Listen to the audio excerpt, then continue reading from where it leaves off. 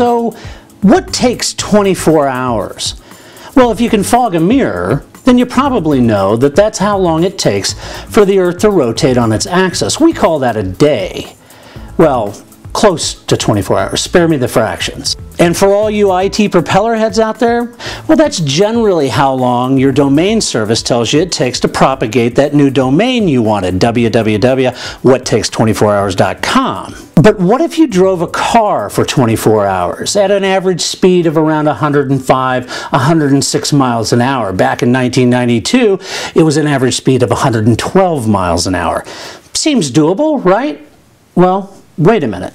You see, these cars go around 180, 85 miles an hour at top-line speed down the straight, and then they violently break into tight turns and twisty sections, and they have to continue to do this for 24 hours. In fact, speed, weight, gravity, and forward motion, they've all teamed up in an army intent on literally tearing that car apart, piece by piece, minute by minute. And then there's the driver. You know, there's a lot of 24-hour endurance races on this planet, with Le Mans arguably being the most popular. But over here in America, we have one. It's called the Rolex 24. So how does a driver go about approaching and actually racing in the 24 hours in Daytona, the Rolex 24? Well, we're about to find out. Oh, and by the way, it usually doesn't take 24 hours for that domain to propagate, but the domain doesn't actually go at 106 miles an hour. It goes at the speed of light.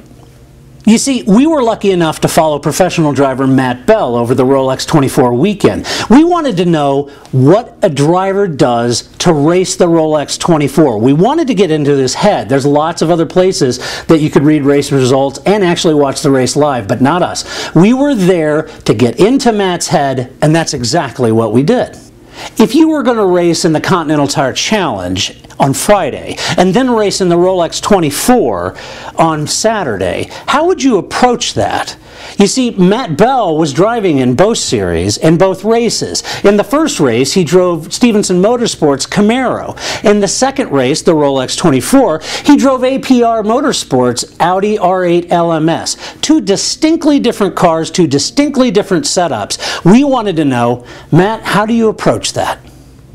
Yeah, it is difficult. I mean, and I don't know if many people do it this way, but I do it this way. I just think of both cars as kind of like a mathematical equation. And so when I'm hopping in the Camaro, I kind of immediately just think, you know, mathematically, what are the brakes going to do? What are, you know, how's everything supposed to feel? And I try to remember that as best I can. The problem is that, as you said, these two cars are dramatically different. You know, the Camaro's got the engine up front. It's a big engine up front. It's very long wheelbase. It's based on a production car, so it doesn't have kind of that perfect suspension all the time.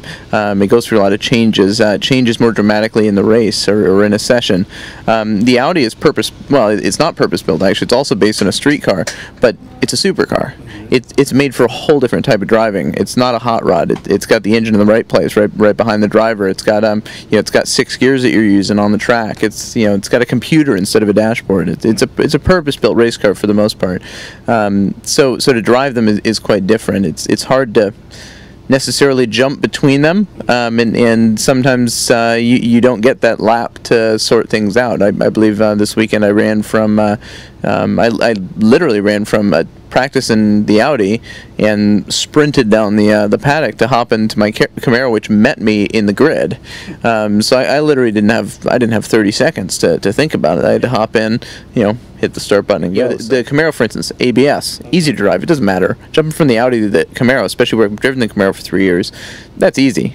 Right? It's got ABS. It's got a power band that's very manageable. Jumping from this to the Camaro to the R8 is actually quite difficult because the R8 doesn't have ABS, and the pedal feel is actually quite difficult in that car. It's not as good as maybe I would have liked. It's not very compliant. It's very kind of knife-edged. And how do you immediately know how hard to push the brake to stop from locking it? So the Audi R8, I know during practice you guys were setting that car up, and you had 3 corners fighting for neutrality and 1 corner that was in a different zip code.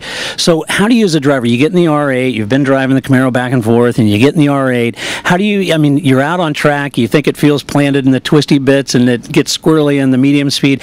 You know, how do you narrow that down? Because I know know you guys chase that quite a bit. Yeah, that's another complication of and that's just race car stuff in general, right? You know, in our when you're working with a car that is built for a whole different type of racing, and then you bring it here, it's going to have some kind of awkward bits that maybe didn't belong in the series. So we've got a let's say we have a lot of front aero, so we have to balance the car with the aero.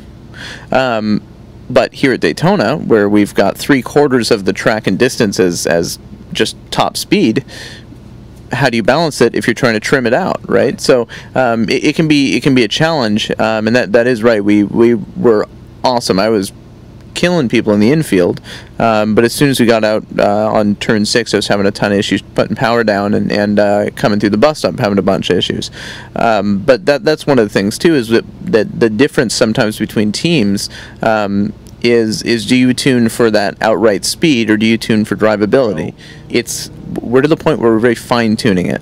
We're in that window now. We know where the window is, and for outside the window, it's hard to get back. But once we're back in it, one click of those dampers is a huge thing. Like that's extremely tangible, and literally one of the things we've noticed is 1/10 of a degree in camber we can feel at the steering wheel. Wow. So versus with the Audi, I'm sure it's also that fine, but the adjustments we're making are very coarse because we're trying to take big chunks out of tuning. We're trying to figure it out. We're not in that fine tuning zone, and that's actually not completely true. Today was really the first time I think we found our way back. You know, it's one thing to get into a car and drive as fast as you can. That's what Formula One is all about. But in endurance races, a driver will have a couple teammates, maybe 2 or 3, such as Le Mans. But at the Rolex 24, APR Motorsports Car 51 had 5 drivers. So I wanted to know, how in the world do you get all 5 drivers on the same sheet of music? All 5 drivers have to drive with 24 hours in mind. They can't tear the car up, overuse the brake, mismanage the resources. So how do you do that?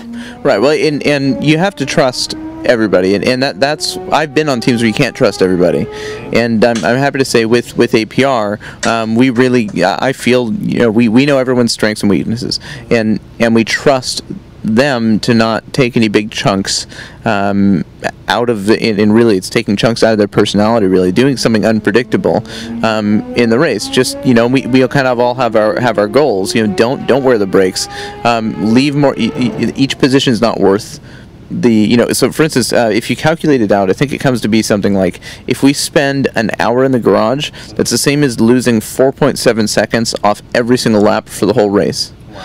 And we're not that far off, so we're much better. Yeah, but we are off, right? We're not going to be the fastest car, so we need to do everything we absolutely can to keep the car clean. And even in the GS race, you know, earlier today, my goal, even though I had a couple opportunities to make some big moves, I knew our brakes were going to be a little bit of an issue here at Daytona, especially into turn 1 and into the bus stop. So I wanted to make sure that John, where he is quite likely going to be in a position to pounce, had all the brake pedal he needed to make those moves. Those are more important. Those are the end of the race. So, and a simple question, what about that seat adjustment?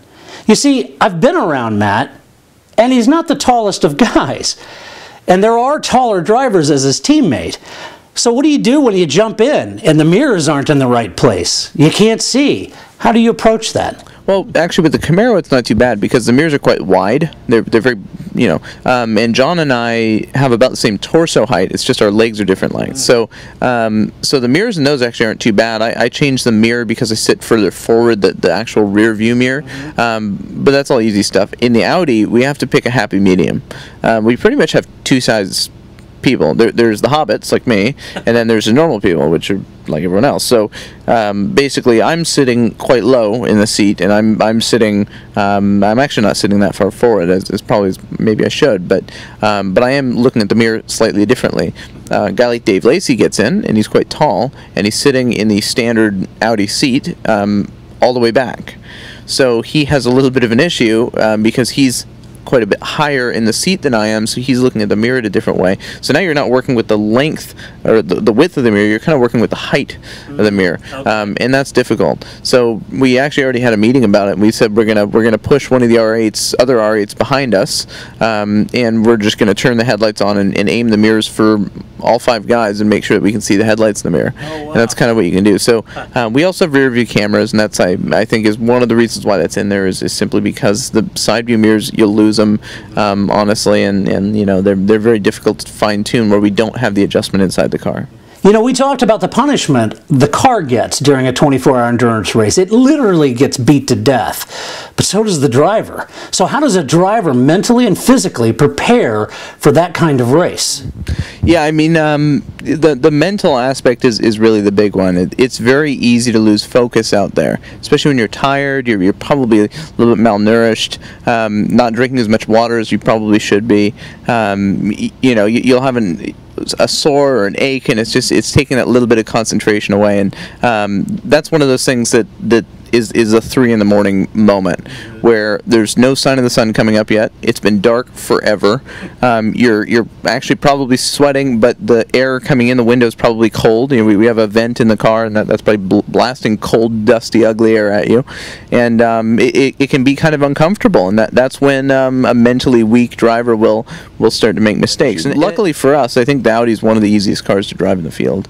The Camaro tries to burn a hole, you know, the GT Camaro tries to burn a hole in your foot the whole race, and it's a very violent car to drive. It's always moving around, so you're always going to move it in the seat, and the harness isn't super tight, you're actually going to wear out a little bit faster. So yeah, it's an easier car to drive. The physical aspect isn't as big, but it's really like I do a lot of neck stuff to make sure, because surprisingly enough, your neck actually does get quite sore here, especially on the oval. There's not a whole lot of side load, but it's just enough for such a long time that you do kind of struggle to hold your head up every now and then. But you know, in Formula One, the slower cars or back markers can get in the way of the leaders and interfere with the race.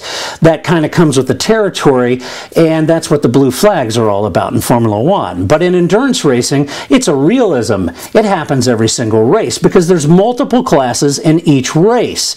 At the Rolex, you have the DP series, the prototypes, you have GT, GX, and all of those cars have differing speed levels. So from a driver's perspective, how do you handle those differing speeds? If you come up on a slow car, who takes the apex, who holds their line, you've got a fast car behind you, how does that work? I mean, the car just can't disappear. There's well, I don't want to say huge, it's all relative, right? But there is a substantial difference in top speed from the DP to the GT, and the DPs I think can carry more speed through high-speed corners and medium-speed corners. So going out of turn 6, there's a point about halfway to the oval when they're quite a bit quicker than us.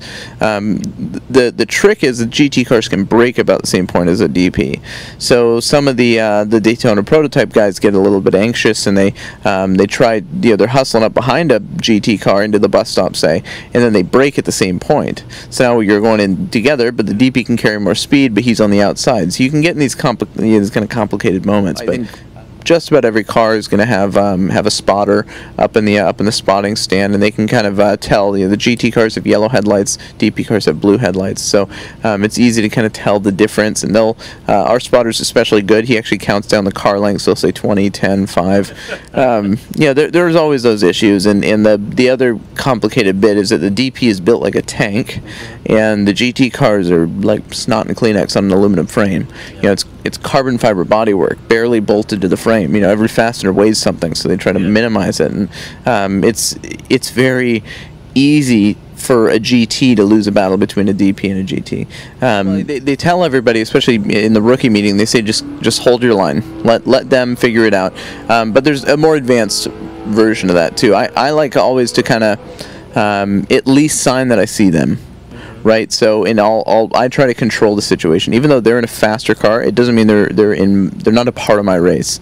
We each have our own races. I'm going to minimize the time that we've affected each other, especially in lap time. Yeah, I'm going to minimize the difference in time on that lap versus any others, simply because I was caught by a DP. So I'll move way wide, or I'll make a more abrupt. Let's say we're coming out of turn 5, heading into turn 6. I'll make a very big chop over to the right side to say, you're taking the inside this time. Do not take the outside. Or if they want the outside, I'll hold the inside. And the problem is, you get a lot of people that don't realize they're doing that. One of the things we were keen to ask Matt is about tires. In every form of motorsport that relies on tires, they're absolutely essential to the sport. Formula One is no different, and neither is endurance racing. So how did the Continental tires handle the Rolex 24? What were the characteristics like? And from a driver's perspective, how do you manage that? You see, in the Rolex, they don't have heat blankets or ovens for their tires. So when you put on a pair of tires, whatever the ambient temperature is, that's most likely how cold the tire is. Well, the Continentals are interesting. They don't make a massive amount of traction, and they do fall off very fast. But once they've fallen off, they're very consistent. So, but they are degrading. It's just that the curve is shallower. So it does present challenges, and a guy that's really good with tire management can make a tire last a couple stints. So, but even once you're on track, I mean, the good thing with the Audi is it's very balanced on new and old tires. It does struggle to heat up its front tire for obvious reasons. It doesn't have its engine up there. But really, once you're out, it does very logical things on cold and hot tires. Does it understeer the Audi? It understeers early, and then it eventually goes to oversteer as the tires wear in. But I mean, every Audi is different as well. But our Audi usually tends to be quite tight when it's out on new tires. But that's the way you want it, and that's especially when you have gentleman drivers on board. You want the car to be predictable. You don't want it snapping around and trying to kill you. You want the thing to that's the same reason why street cars have a ton of push built into them, is because they understand that's the safe way to do it. Back in the day when a Datsun 510, if you sneezed in the car and you went 5 lanes over sideways, they eventually realized that's a really bad idea. So they built in some understeer to all these cars. Driving a car for 24 hours at an average speed of 106 miles an hour may not seem like that big of a deal, but hopefully we've helped you understand why Le Mans and the Rolex 24, why races like this are the most punishing test of driver and machine in the world of motorsport. Thanks for watching.